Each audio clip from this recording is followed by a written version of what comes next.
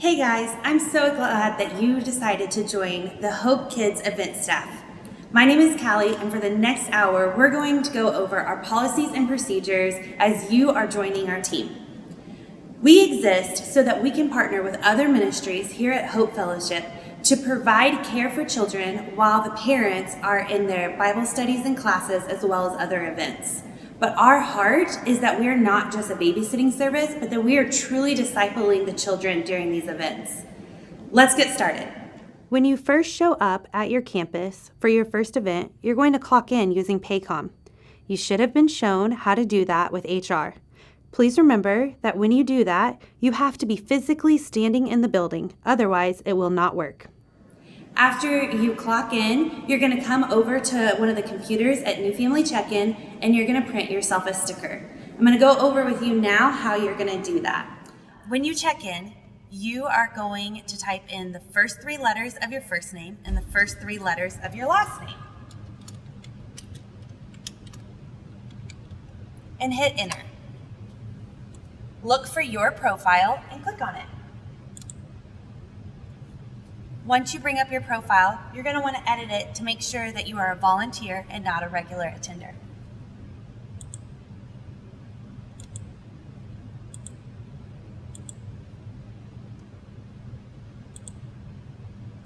Once you are a volunteer instead of a regular attender, you will see that your profile has been checked. Hit check in one person. It's going to print your sticker, and you're going to place your sticker on your shirt.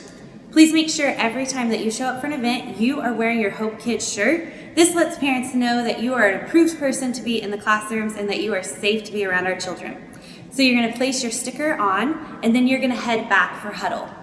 We want you to know that because we love kids, if you have children, you are welcome to bring them with you to the event.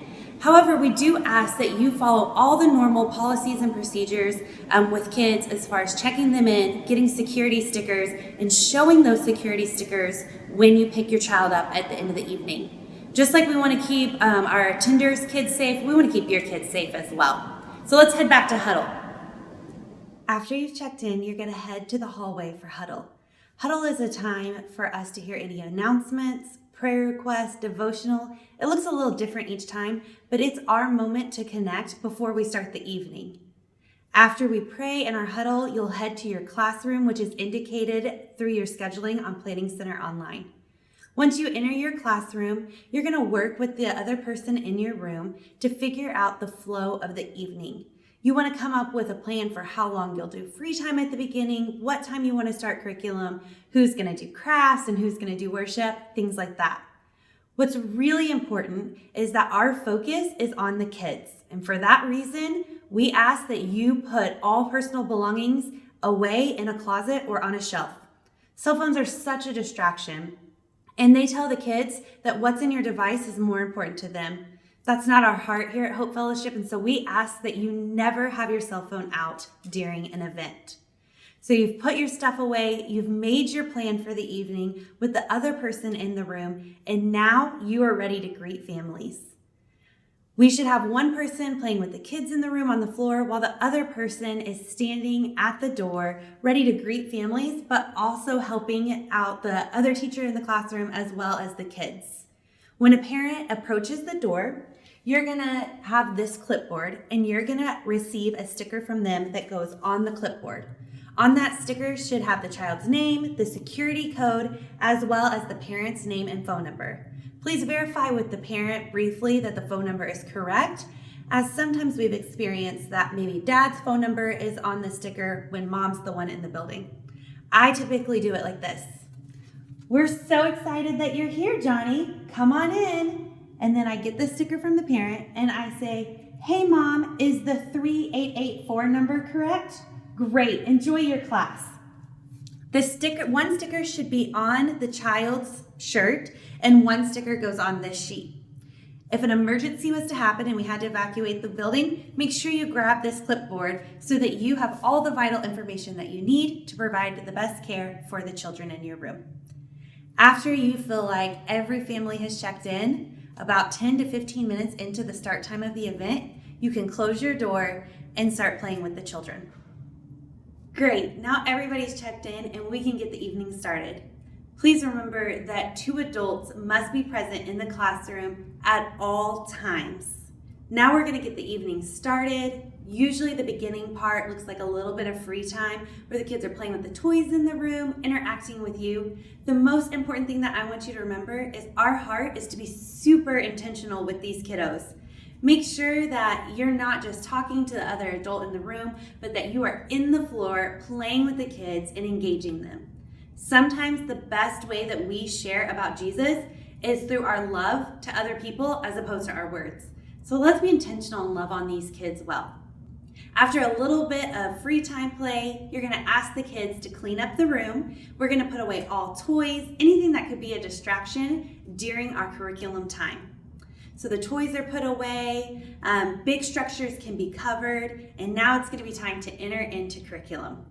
We wanna make this an enjoyable experience for you, and so we will never ask you to do any studying or prep time outside of your clocked in hours here at Hope.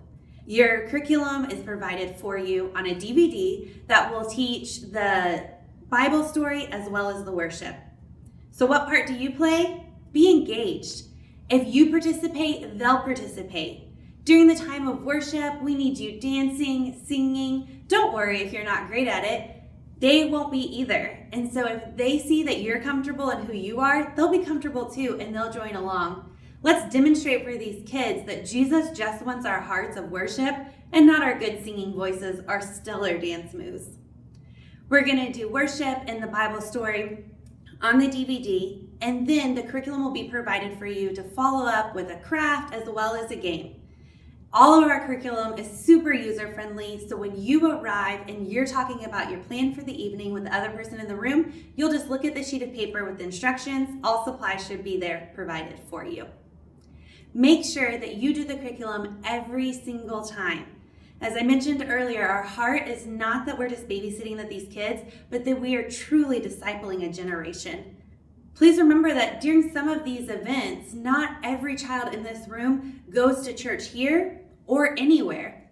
The class that the parent is attending might be a great opportunity for them to work on their marriage, even if they're not a Christian family. So we have the amazing opportunity that while these adults are in their class, we get to share with these children the love of Jesus. So we want to be super intentional about engaging and making sure we're doing the full curriculum at every single event.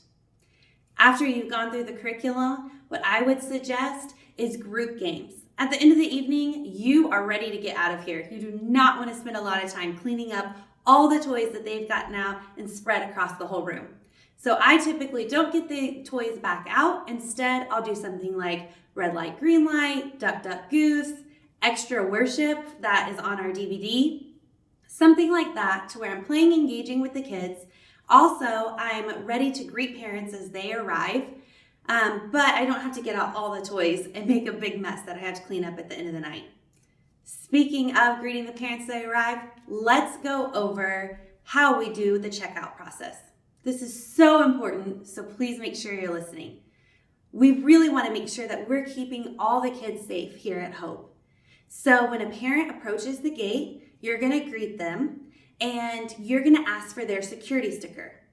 This seems silly, but I've seen it happen time and time again. Please make sure you ask for the security sticker before handing them their baby.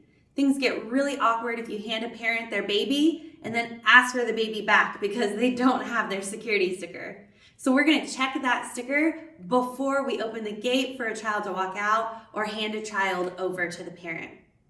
When the parent shows you the security sticker that they have, it should match the security code that's on the child's sticker. You're gonna verify that it's the same, and then you're gonna ask the parent if they have other kids to pick up.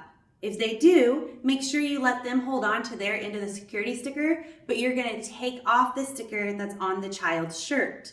Please make sure that you take the sticker off every time after you've checked the security tag. If they don't, then you can take their security tag and you can throw both away. Make sure you get all the child's belongings, hand it to the parent, tell them that you hope they have a great week and they'll be on their way. It's super important that we remember to check that security tag every single time. Even if it's your neighbor, your best friend, your sister, even your coworker, we want to keep the children safe and we want to make sure that they're going home with the right family. So this needs to be a non-negotiable. We need to check that sticker every single time. But things happen, right?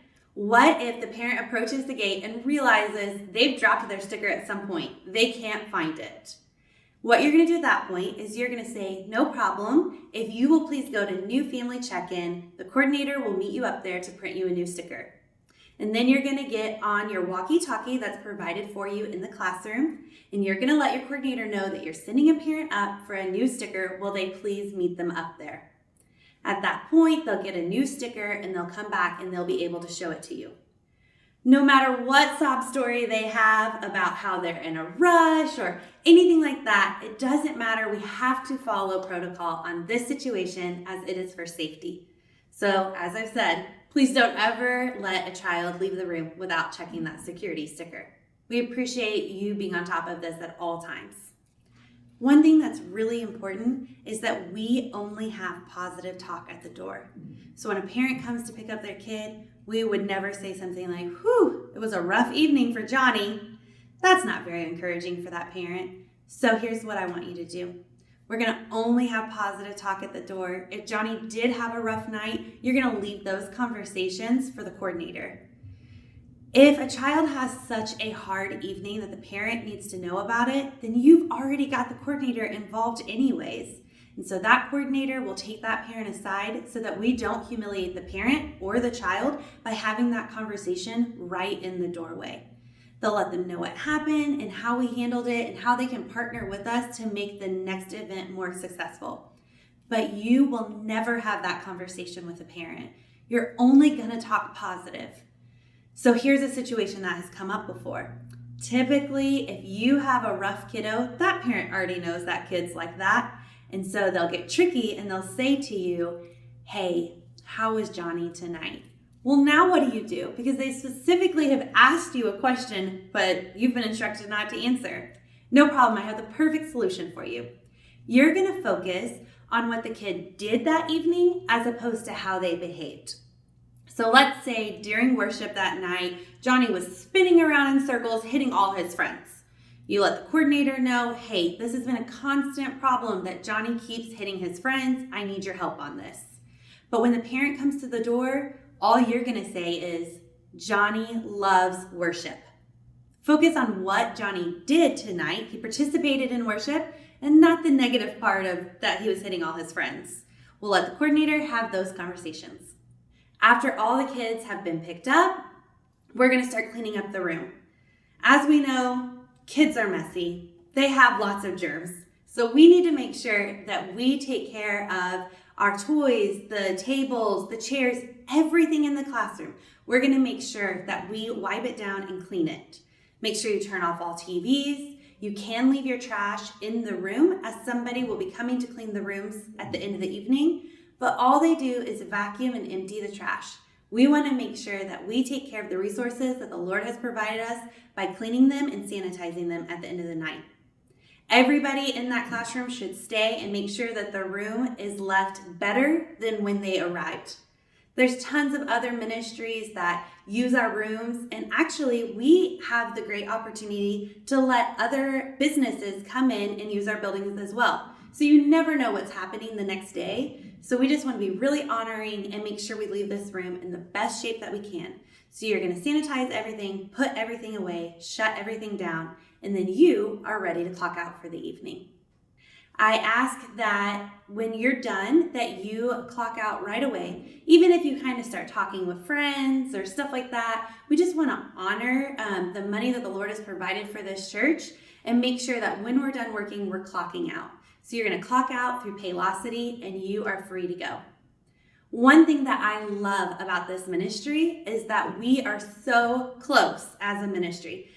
Everyone that you work with is going to become dear friends. So I want you to build relationships.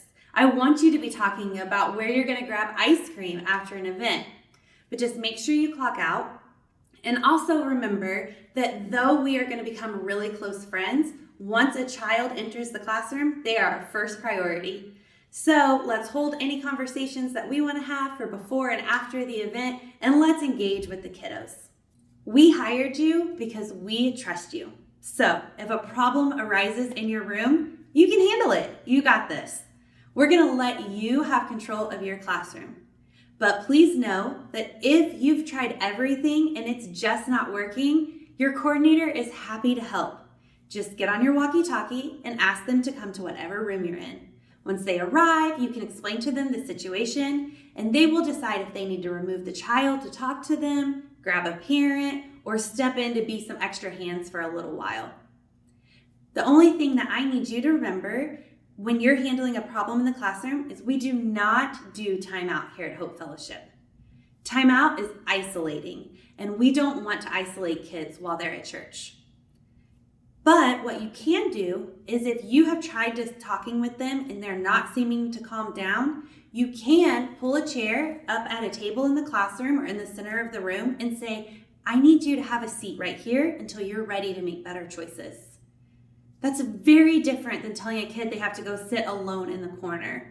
So let's make sure that while we will have to correct behavior, sometimes for the safety of other kids, we're being intentional about doing it in a loving way. As I said, we trust you to handle things, but if you need help, please let us know. We're happy to help you. For safety reasons, we're going to ask that you keep count of kids all throughout the evening. If at any point your coordinator swings by and says, how many kiddos do you have? You should know right away that there are 8 kids in the room. This is so important because, one, you need to know that you always have the right amount of kids. But also, if a fire alarm went off or something like that, we need to know how many kids we have with us exiting the building and entering back into the building. It just is a good idea to know what your numbers are at all times. So make sure you're communicating with the other adult in the room. Maybe once you're done with check-in and you're ready to close the door and start your plans for the evening, you just say, hey, we have 8. And then maybe if one kid gets picked up early, you can look at the other adult in the room and say, now we have 7. But just make sure you're communicating that both adults in the room know how many kids that you are caring for at that time. So one of our most important policies is our restroom policy. Please make sure you're listening, as this is important for the safety of our children as well as yourself. So let's say that you are in the early childhood area and a little 2-year-old runs up to you and says, I need to go potty. I'm going to show you how I handle the situation. So little Susie says, I need to go potty. And I say, good job, come right over here. And I walk her to the bathroom. I open the door and I make sure the light's on. And then I tell her, go on in. After she enters the restroom, I'm going to close the door to where it's only slightly open. And then I'm going to stand in front of it. That way, if she needs something, I can hear her tiny little voice. But I'm also still helping watch the room, play with the kids. After she's done using the restroom, she'll probably open the door, and this is our best case scenario. But let's say you do hear that tiny voice asking for help. Let's go over a few things that keep you and the kiddo safe. Our number one goal is to not enter the bathroom. If we cannot enter the bathroom, that's going to be the best case scenario. So if you hear little Susie go, ma'am, what I do is I open the door slightly and I say, yes, Susie, how can I help you? And let's say she says something like, I can't button my pants. What I can do is I can say, no problem, Susie, come on over. And I can button her pants from right here in the door frame. Things like that, again, are just keeping everybody safe because it's happening out here where everyone can see as opposed to the privacy of a bathroom. So if you can help the kid by not entering the bathroom, let's try to do that. But if something happens and you need to step in and help a kid, you have to leave the door completely open. So let's say that the stool that's in the bathroom disappears for some reason. And now Susie can't get up on the toilet by herself and she needs your help. You're gonna open the door, you're gonna step in quickly, put her on the toilet and step right back out.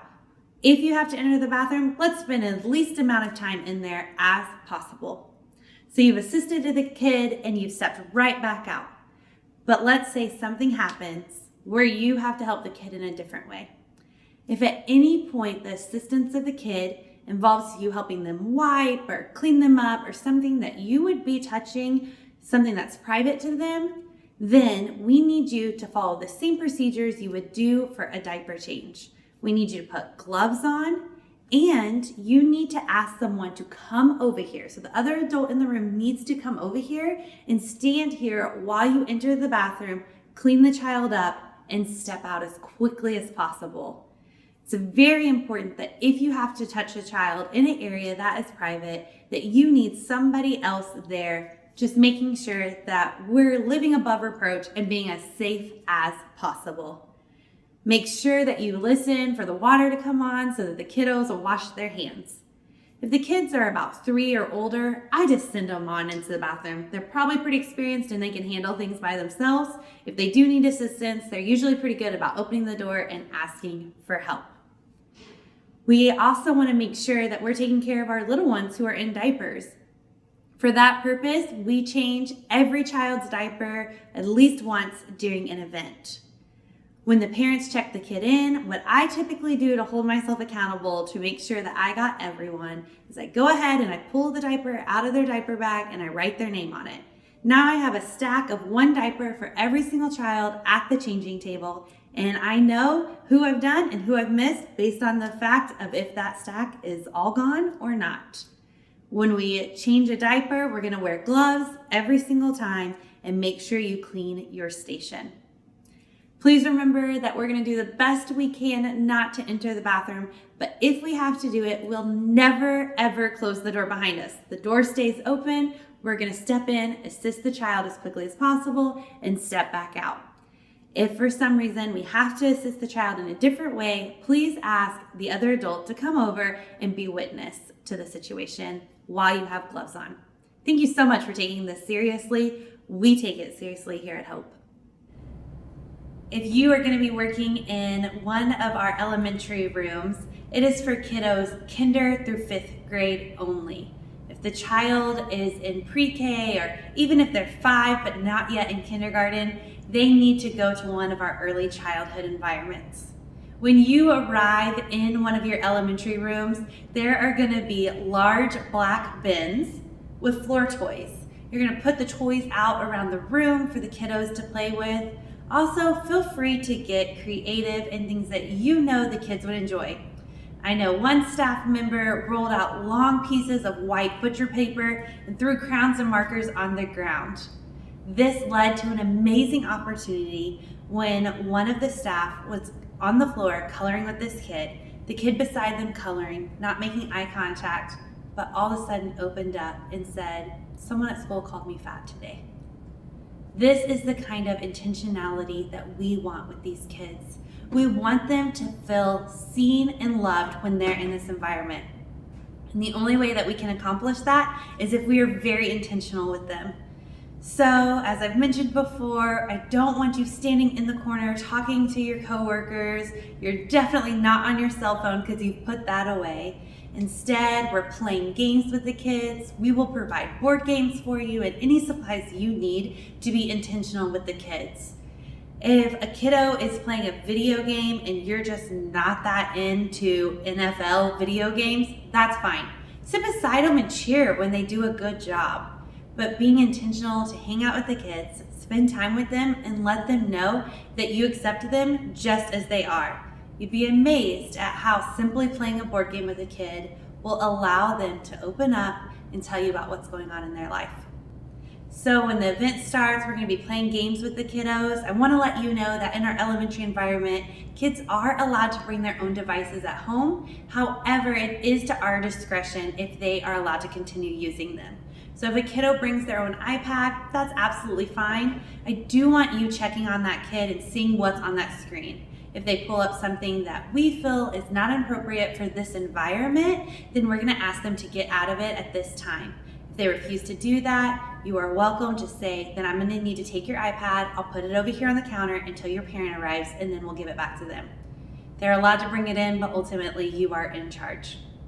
We do have video game systems in the room that's fun for the kids when they first come in, especially if they haven't been here before or they don't know anybody in the classroom. It's a great way to make them feel more comfortable. But it is to your discretion on if you turn those on. If you have a group of kiddos that you know it causes them to get riled up or have attitudes or anything like that, feel free to not even start the systems and just say, we're not going to have it this evening. That's totally up to you if you want to turn those on or not. So the kids are going to be hanging out, they're talking, they're playing, you're hanging out with them, and now we're going to go into a time of curriculum. In our elementary environment, our curriculum runs for about 1 hour, and all of it is through a video. So there's no prep work on your part. You're going to play the video through the system onto our projector screens, and twice it's going to say, now we're going to get into small groups. When that happens, we will provide you a piece of paper with an activity or question, something to do in that small group time. There's usually a countdown on the screen that says your small group is going to last for 10 minutes or whatever is needed for that time. You want to make sure that you are sitting with the kids during curriculum time on the floor. You're not standing in the back of the room. That's going to make it real awkward when they say it's small group time and their small group leader's not there. So you're sitting in the floor with the kids. You're going to ask them to gather around you. If there's 2 adults, there can be 2 groups. You're going to do the activity or the questions that they have, and then the countdown will end and you'll go back to looking at the screen. There's going to be a moment where they're going to introduce that we're going to go into a time of worship. The program that we use for curriculum, they do live worship. Typically for that, we do not do live worship for this. So on your computer, there are options for you to do 2 worship songs. Those worship songs typically include dance moves, so please make sure that you're participating with the kids. If you're standing there like this, they're going to stand there like this. It doesn't matter if you're not a great dancer. Clap your hands, spin around, just do the best you can, but the moves are on the screen for you. Remember, they're learning it the same that you are, so they're not going to be that great at it either. But to allow you to get to know the song and them as well and engage in the worship, we will do the same 2 songs for an entire month. After the curriculum time is done, you can go back to hanging out with the kids, doing the floor games. You can do large activity games so that you don't have to re-get the toys out. Things like red light, green light, duck, duck, goose, mother, may I. There's tons of options of things you can do with the kids. One thing that I want you to remember is when you get ready to close down your room, we're going to make sure we clean everything up. But something that's really important in our elementary environments is we have to make sure we turn off the projector. This is super important as the bulb in the projector is hundreds of dollars. We don't want to be the ones who burned that bulb out, right? So please make sure you're diligent to turn that off, the TV's off, clean up all the toys. Remember that this environment is used by other ministries and other people all the time, and so we want to leave it in a better condition than what we found it in. In each of your elementary environments, you're going to have a tub that's just for our part of ministry. It'll be labeled event staff. It'll have some of our personal board games that they don't really use on the weekends in it. It'll have your clipboard and other supplies you may need. Make sure everything that came out of that bin goes back in that bin, including your clipboard. Please don't leave that on the sound booth.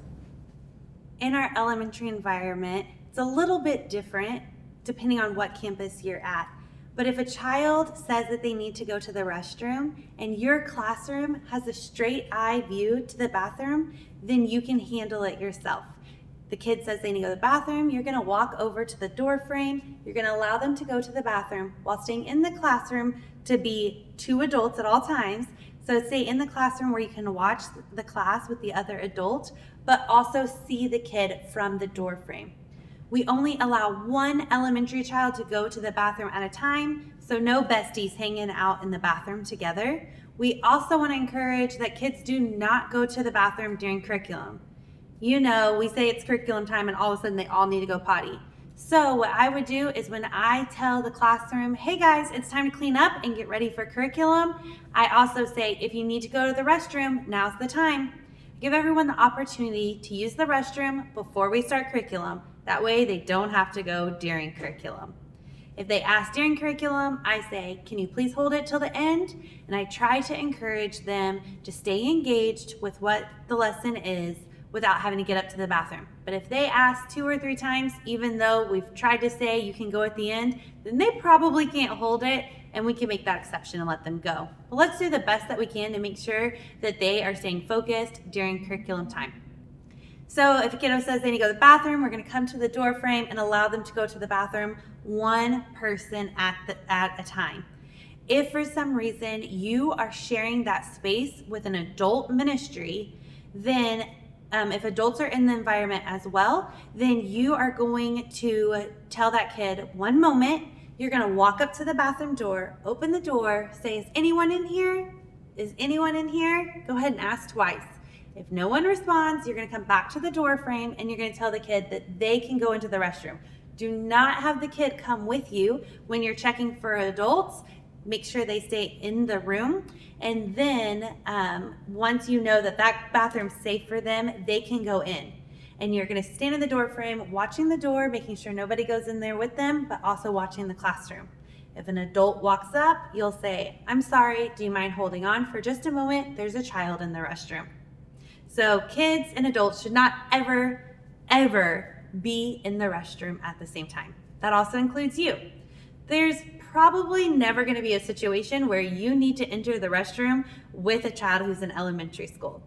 But if something crazy comes up and it's an emergency situation where we do need to enter the restroom, you need to get your walkie-talkie and you need to page your coordinator. They'll know what to do. If you are in an elementary environment where the bathroom is further away, around a corner, something like that, and you cannot safely watch that kid just go directly across the hall, page your coordinator and somebody will come and walk that child to the restroom. Again, they will not go in the restroom with the child, but they will walk them there to make sure that they go to the bathroom and straight back to the classroom. Hey, thanks for sticking with me so far. I know it's been a lot of information, so I want to take a moment and highlight a few of our policies that are of utmost importance. One thing I want to remind you of is our check-in and check-out process. You want to make sure that every single kid that enters your classroom has their sticker on their shirt. And when the parent comes to pick that kid up, that they show their security tag before receiving their child. We're absolutely never going to give a child to somebody who does not have their security tag. If the parent doesn't have their security tag, remember that they need to go to New Family Check-In to get a new one before they pick their child up. Second thing I want to remind you of is our bathroom policy. We're going to do everything we can to not enter a restroom with a child in our earlyhood environment, and we're never going to enter the restroom with one of our elementary kids. If you do have to enter the restroom with a child in early childhood, make sure you leave that door open, step in, assist the kid as quickly as possible, and step back out. If for some reason you have to help a kid with touching an area that would be considered private, then you need to get the other adult to come stand there with you and make sure that you have on gloves. The third thing I want you to remember is we're going to keep things super positive during pickup. We're never going to have conversations with parents about bad behavior that evening. Let's leave that to our coordinators. And the fourth thing that I want you to remember is that 2 adults must be present in the classroom at all times. You are never, ever, ever alone with a child. Thank you so much for taking these seriously. We want to keep both you and the child safe at all times, and we truly believe you paying attention to these details will do just that. So let's talk about scheduling. There are 3 different apps that you need to download. The first one is Paycom. That's what's going to allow you to clock in and out and keep track of your hours. The second one is Planning Center Online. That is how we do our scheduling. The third one is GroupMe, which functions like a group text message. We use it for updates and scheduling changes. So let's talk about scheduling. There are 3 different apps that you're going to need to download. First, let's go over how we work on our scheduling. So on the 15th of every month, you're going to go into Planning Center Online and you are going to put in any blockouts for the following month. So let's say we're currently in November. By November 15th, you're going to go in and block out any dates that you know you cannot work in December. Even if you've never worked on a Friday, you've never even heard that there is an event on Friday, but you have a football game or tickets to a concert, something that you want to go to, I want you to still block that out. Because I'm telling you, the one time that you have expensive concert tickets, that'll be the one time that we will have a random event on that day. So please just block out anything on your social calendar that you know that you can't work for. When you're doing blockouts, remember that you can block out for a full day, which is what it's auto set to, but you can turn off the all day feature and put a certain amount of time. So let's say you have a doctor's appointment in the morning, so you want to make sure you're not scheduled for a morning shift, but you're more than happy to be able to work the evening shift. Make sure you turn that all day off and put that time frame in for your block out.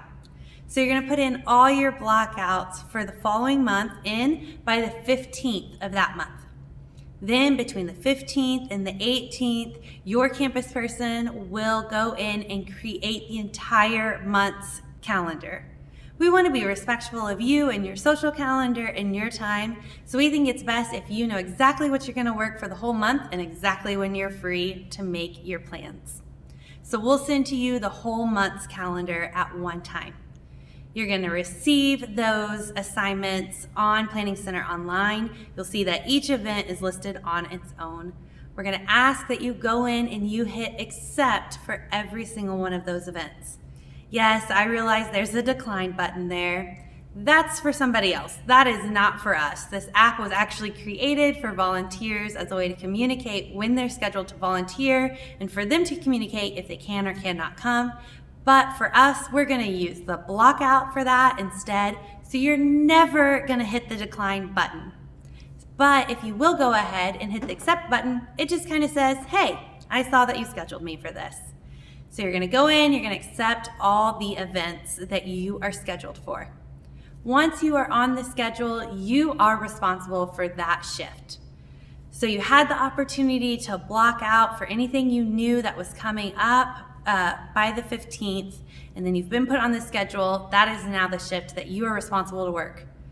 However, do I understand that on the 15th, you might not know everything that you wanted to do the following month? I get that. Things happen, right? You get random invitations to fun events or something like that. So if you are on the schedule to work an event that you did not block out before the 15th, and now you need that evening off, you're going to go into the GroupMe app and you're going to say, hey guys, my friend just had an extra ticket to a concert tonight. Can somebody cover for me? And then somebody's going to get on and say, I can do it. If you are the person who's asking for coverage, it is your responsibility to do the communicating. So you've asked someone to cover for you in GroupMe. Somebody said that they'll help you out. Now you need to reach out to your campus person and say, hey, I'm supposed to work on Tuesday night, but now Joanna is going to cover for me. Please take me off the schedule and add Joanna instead.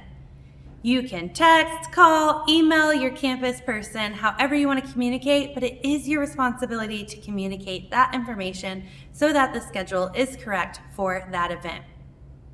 If nobody responds or can cover you in GroupMe, please reach out to your campus person. Our whole job is to serve you and help you and make sure you enjoy working here. So we're going to do everything within our power to help you have that evening off.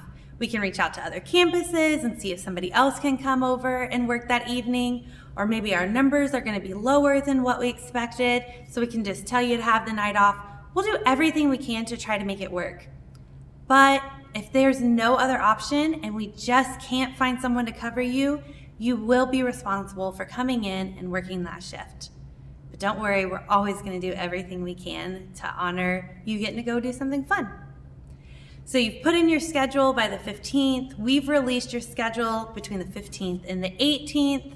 And then you're going to hit accept on each of the events so that we know that you're coming. In the app, you are going to see the date of the event and what time it starts. What time it starts is actually your arrival time. We're not even going to worry about what time the event starts. That time in there is your arrival time. Please keep in mind that while you are welcome to come into the building prior to your arrival time, let's say somebody's dropping you off and they need to drop you off 30 minutes before the time on your schedule, no problem. We're glad to have you here. But please do not clock in more than 5 minutes before the time in your app. So if it says that your arrival time is 5 o'clock, then please don't clock in more earlier than 4:55, something like that. We do get started right at that time, so please make sure that you have your sticker and you're ready for huddle right at the time that is on your app. Other things that you'll find in your app is what classroom you're going to be in. So it'll tell you on there the date of the event, the time of the event, and what classroom you're going to be working in that evening. GroupMe is also a great place to not only ask for coverage, but share prayer requests, praises, celebrations. Like I've mentioned, we are a really close team. We hope you experience that when you come here. And so we want you to know that we care more about you as a person than the position that you fill here. So we want to hear what's going on. Jump on and say, hey guys, I just made a 94 on my test today. Or send us a little picture saying, my daughter's surgery went great. Thanks so much for praying. We want this to be a community, a ministry, and an opportunity to serve our church. We're so thankful that you're part of this team. If you have any questions, please let your campus person know. The first time that you show up for an event, we'll have your event staff manual ready for you, as well as a t-shirt that you need to wear each time you show up. Please take a moment to look over your event staff manual, as it might cover a few additional things. And don't worry, as I've mentioned before, there's always another person in the room, so anything you're unsure of, we're going to be here to help you. We're so glad you're part of our team. Welcome.